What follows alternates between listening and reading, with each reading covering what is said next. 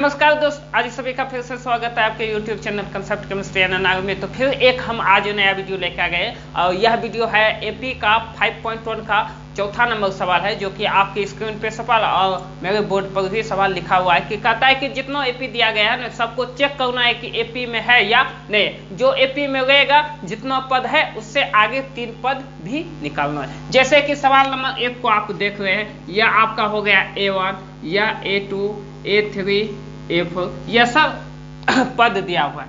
अब देखिए A का मान कितना हो गया 2। अब D निकालना है। D निकालने के लिए आप जानते हैं क्या कि अगला पद में पिछले पद को घटाना है, मतलब 2 वाला पद में 1 को घटाना है। A2 माइनस A1 को घटाना है। तो देखिए हम D1 निकाल गए, तो मतलब 4 माइनस 2 इजकल टू 2, ये D1 हो गया। D1 क्या हुआ A1 हो गया। अब फिर निकालते हैं D2 को। क्या करना है A3 माइनस A2। अब देखिए A3 क्या है 8 है, माइनस 4 करना है D2 के लिए। D2 के लिए देखिए अब आ गया कितना 4। अब देखते हैं D1 is equal to not D2, मतलब इसका मान 2 आया है और इसका मान 4 आया है। दोनों का मान इक्वल टू समान नहीं है, तो हम कह सकते हैं कि दिया गया पद एपी में नहीं है। दिया गया पद एपी में नहीं है।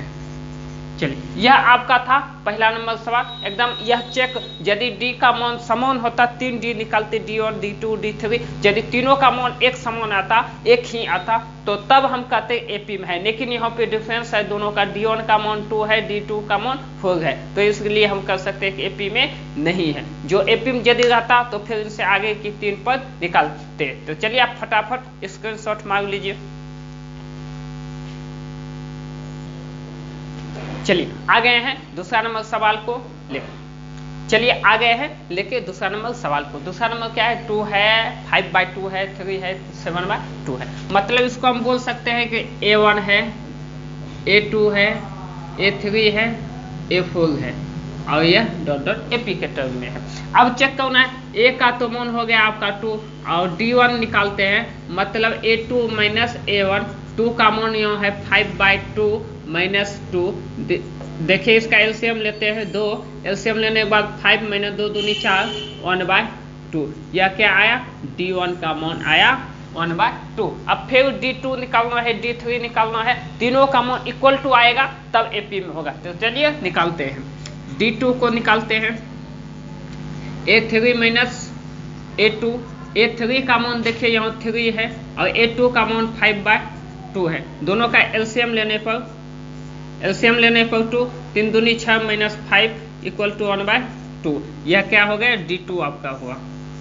D2 अब क्या निकालते हैं D3 को भी निकालते हैं।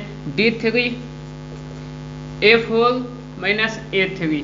देखिए A4 का मान हो गया 7/2 माइनस 3। एलसीएम लेते हैं। एलसीएम लेने के बाद 2, 7 × 7 माइनस 3 दूनी 6, 1/2। यह आपका हो गया D3। अब यहाँ पे देखना है D1 is equal to D2 is equal to D3 बराबर 1/2, मतलब सभी का मान एक ही आया जो कि 1/2 है। अब लिखेंगे कि दिया गया पद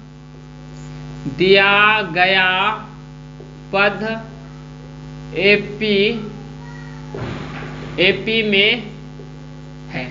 दिया गया पद एपी में है। अब तो यहाँ तो हो गया कि निम्न में कौन कौन सा एपी है और चेक तो कर लिए कि एपी में है। यदि एपी में है तो अगला कितना पद 3 पद भी बोलता है निकालने के लिए। तो देखिए अगला 3 पद